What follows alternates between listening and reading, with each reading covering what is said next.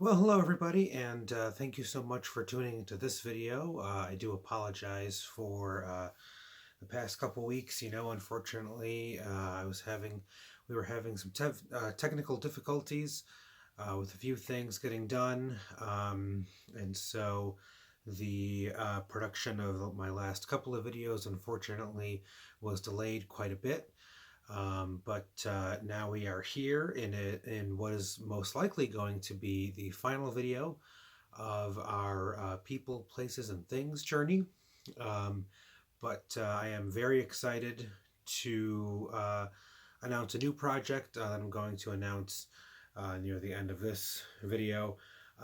So I did want to uh, take a moment to give a quick little update. I am returning to work. And this past week, I have returned to work in a temporary position. I'm working full time right now. So my future videos might be delayed a little bit more. I'm highly considering moving to instead of every week, possibly going to every other week, just to accommodate with my new schedule. And then most likely, once I get back into regular work as a stagehand, these videos will probably stop for at least a little bit. So after my next project, it might be it in this series for a little while. So next on our list to talk about in this whole process was talking about tech. So where we left off was, I believe, we had just gotten through queuing. And we had a paper tech or a dry tech, depending on what company you're working with and what they'd like to do. So something I am going to go through for people, places, and things. And as I'm going to show you my queue list, I'm going to turn it over to an on-screen voiceover. And like I said, I'm going to talk about. I'll take you through my queue list really quickly, just after my director has. Excuse me. I'm a little fried here. First week back at work, working full time. I'm not really used to that anymore. So I'm just trying to, get my mind back in the swing of things for these videos.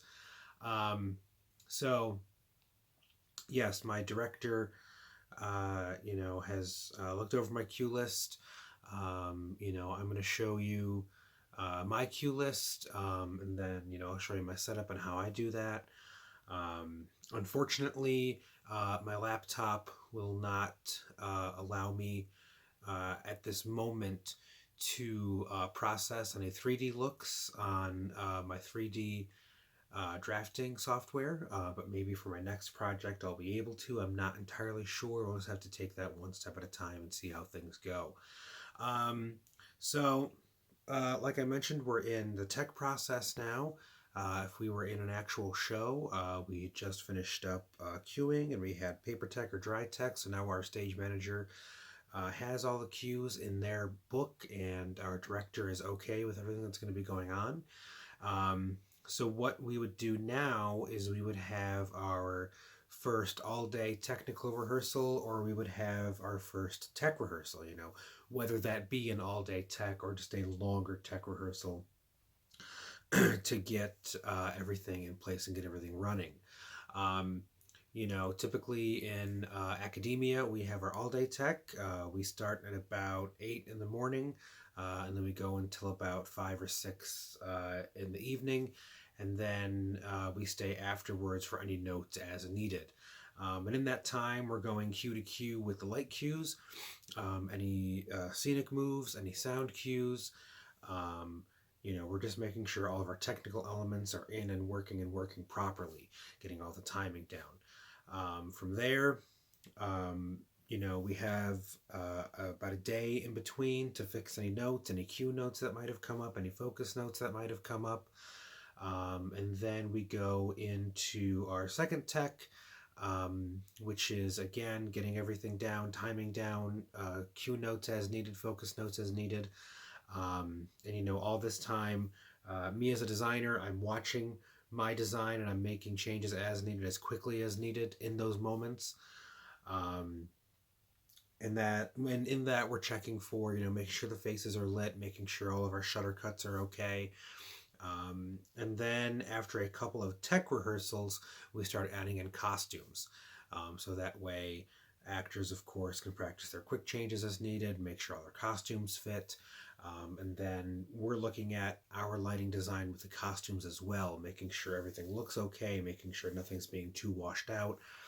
And of course, we're even before tech process, we are choosing our color palettes very carefully to make sure that doesn't happen. But we're just double checking everything from here on out. Um, we try not to call holds during a dress rehearsal because dress rehearsals are for costumes, and that's typically how it's done. Um, Excuse me. So we go through tech.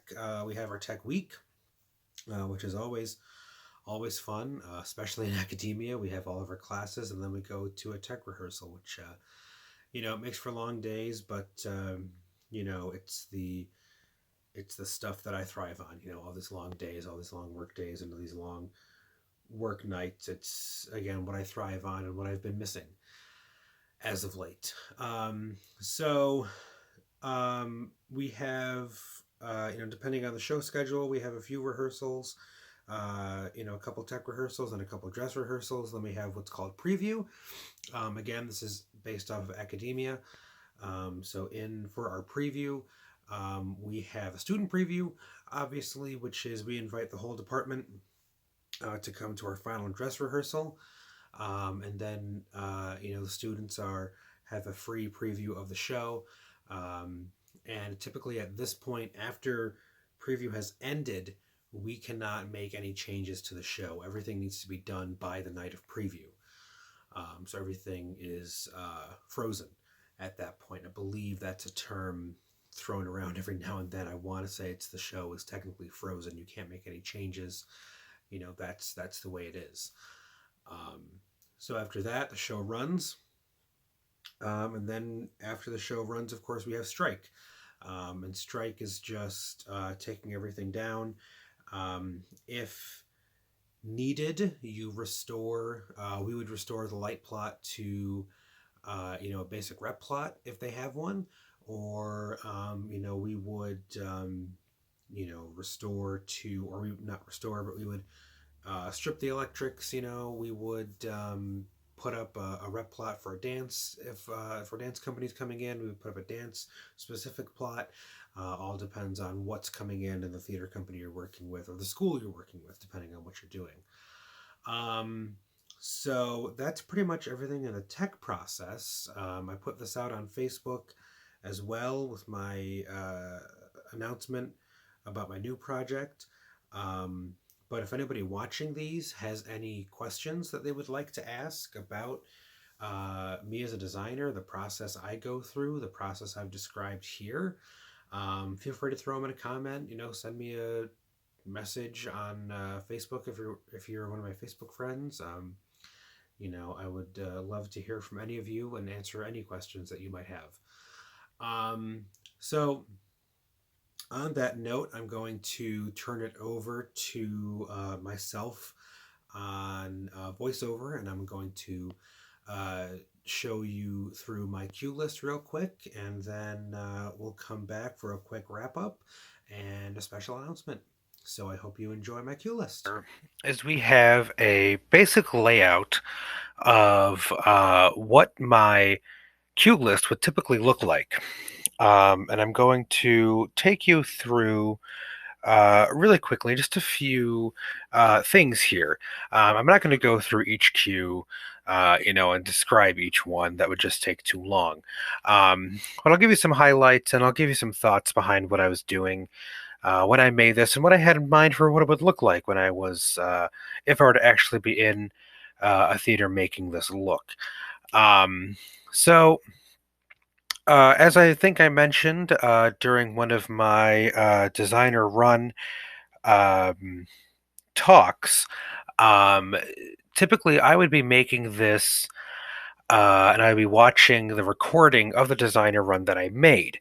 And I'd be going through with my script in hand, and I'd be taking these cues down as needed. So the first thing you might notice, besides the title and all my headings, of course, is my cue numbers. I actually go through and I skip numbers when I'm numbering my cues. This is just in case I need to add any cues in between. I like to have a little space so I can do that. I know designers that prefer to go odd numbers. They go 1, 3, 5, 7, 9. I just prefer to use even numbers. I go 2, 4, 6, 8, 10, and so on and so forth. Like I said, it's just in case we need a little something in the middle. The next column we have is my spot on and spot out column. That's very simply in case we have any spot cues that need to be called, those will be listed there. Um, and then we have my time column. This is the time that each cue is going to take. Um, I like to think about all of this beforehand. I like to picture it in my mind with, okay, this cue is going to take this long to fire. It's going to take this long to happen. And this is never really set in stone. I could start queuing one night and I realize, oh, I want that to be a little bit faster. Or, oh, we're going to tweak that a little bit. Or even during the tech process, I could say, okay, that's a little too fast. We're going to change it up just a little bit. Next, we have the page number. And of course, this is very important because during paper tech and all day tech and everything else, it's very helpful, obviously, to know where you're going to be, where your cues are going to fall. Next column, I have the heading highlighted now. We have its trigger. This is, just as it sounds, this is what's going to trigger the cue. This is what tells the stage manager or the board op when to press go. So you'll see typically my first cue for lights up on stage usually reads for trigger, it reads as something like actors are in place. That's just so my stage manager knows once everybody's set, we can go ahead and start. So next we have lighting idea. And I think this is pretty self-explanatory as well. It's just the what I would like these cues to look like on stage. And I think I mentioned something along these lines when I was making my notes section or talking about taking notes. You want to be as specific as possible whenever you're making a cue list, and you're going to have lighting ideas like this. You want to be as specific as possible because you're going to have your recording with you, hopefully, when you're doing your queuing. But if you write this, this cue list, I have something along the lines of I have about 70 cues in here. So after I've written 70 cues within the course of a few hours on, let's say, Monday night, and then I come back and I start queuing on Thursday night, and now I have to look through these cues again, I'm going to forget what I'm looking for. So I want to be as specific as possible. And it's very possible that my idea can change between that Monday night cue list writing and Wednesday queuing or process or whatever the time frame might be. It's of course it's okay to change your mind and just work things out as you go.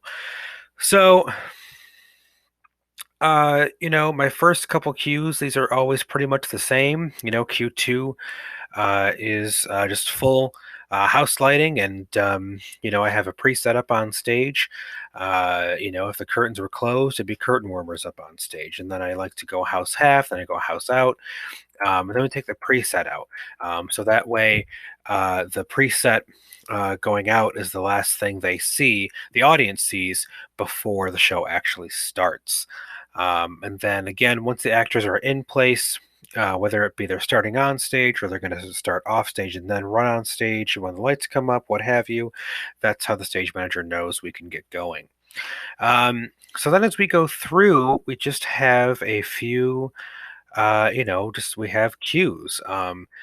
let's find a fun cue to start with. We'll start with cue 20, which is right down here. And as you can see, we have Q20 is going to be a 1 second cue, and that's going to fire on page 3. And it's when Constantine looks to Emma. Um, and what we have is we have our first hallucination. So at the beginning of the show, as I've mentioned, we have our first world, and that's the world of the seagull.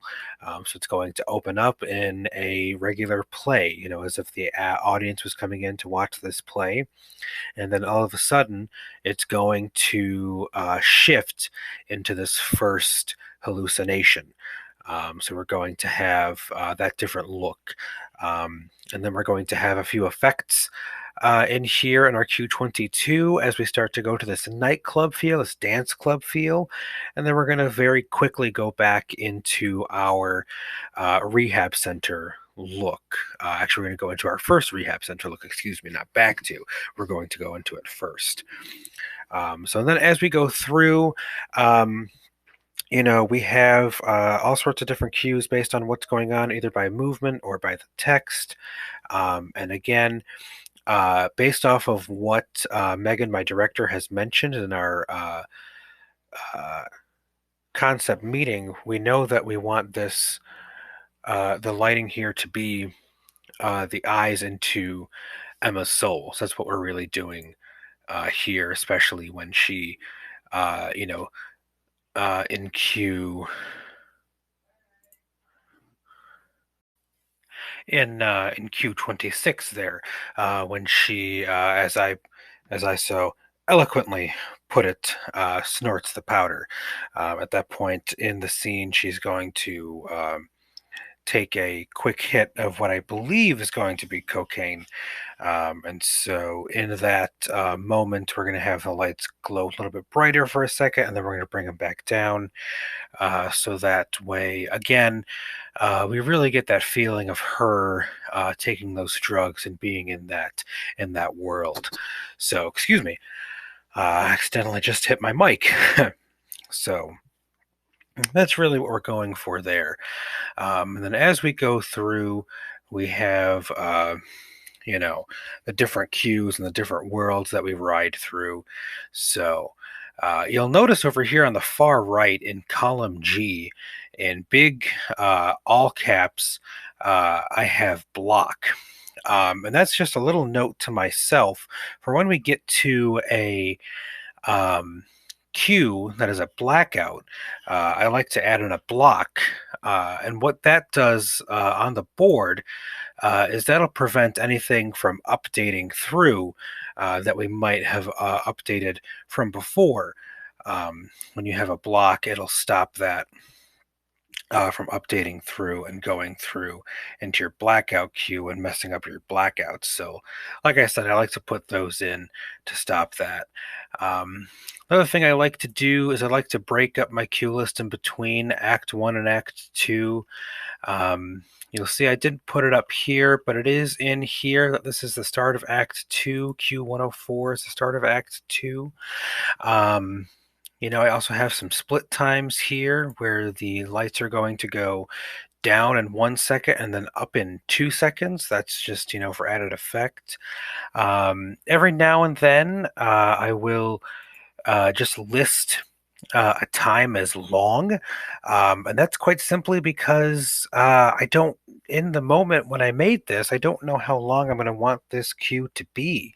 So, I just take I leave myself a note like that so that I can look at it in the tech process so I can say, okay, that's going to be this long. So we're going to try it off with this time of a cue.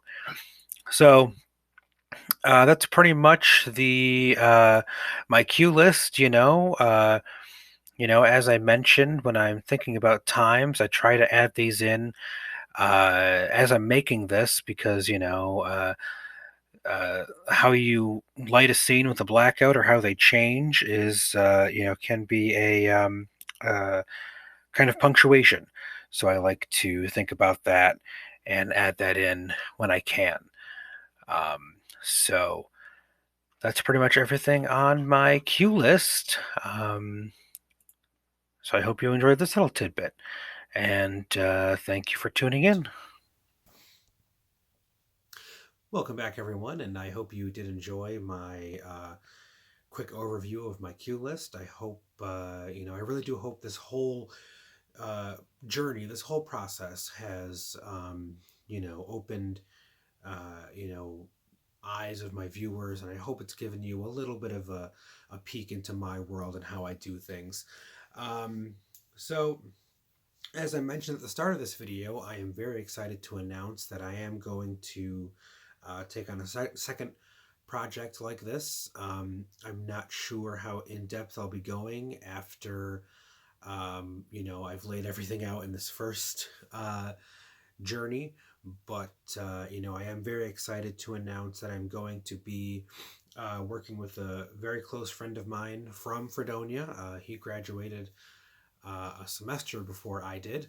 I had that extra little semester tacked on at the end of my time there. But him and I, uh, we've been through a lot together. But I'm very excited to be working with Mr. Weston Young. We are going to be working together uh, for the second time, I believe, because we worked together on one of his one act performances in school. And we've been, following each other since we started at Fredonia. We started in the same year, got uh, very close over a couple years, and he's a brilliant actor and has got a great mind for directing. And I'm very excited to work with him. We are going to be working on a play called, and excuse me, I should have mentioned, this play does have profanity in the title. So I am going to say the title once, maybe once per video, and then I'm going to be calling it by a shortened name just to avoid that. So the play itself is called Stupid Fucking Bird. And so from here on out, in this video at least, I'm going to call it SFB. And I might, have to call it by its full name in each video from here on out. But after that, it'll just be SFB. Um, so, again, I'm working on that with Weston Young. I'm very excited to get to work with him, even virtually as a director. And before I forget, so many thanks and just huge, huge, huge thank you to Megan Robb, who was my director on People, Places, and Things. It was my first virtual design journey and the first time I had ever done anything like this. So I really do hope it went over well with Megan, and I hope all of you watching did enjoy that. Um, Stupid fucking word, SFB. Is probably going to be my last virtual design in terms of plays, because it does look like, with any type of work schedule right now, that I'm going to be a little bit busier, given all that's going on. So, again, I do hope, probably for the millionth time I've said this, I do hope you have enjoyed this first journey. And I do hope you guys stick around or even are introduced to the very exciting journey that is going to be SFB by Aaron Posner. And again, Megan, again, just thank you so much from the bottom of my heart. This was truly a tremendous time. I do hope I get to work with you as a director in the future. I hope I get to work with you when you're in a cast again. You are also Megan is also a phenomenal actor, and she's got a great mind for directing as well. I hope to work with both of these young theater artists sometime in the future, whether it be as a director or even if they're in the cast. Um, it would be spectacular to be able to do People, Places, and Things with Megan. or even SFB with Weston in the future. Um, so, to everybody, as I finish up my rambling, um, just thanks again, and we will see you uh, in the near future for the journey of SFB. Thanks so much. Bye.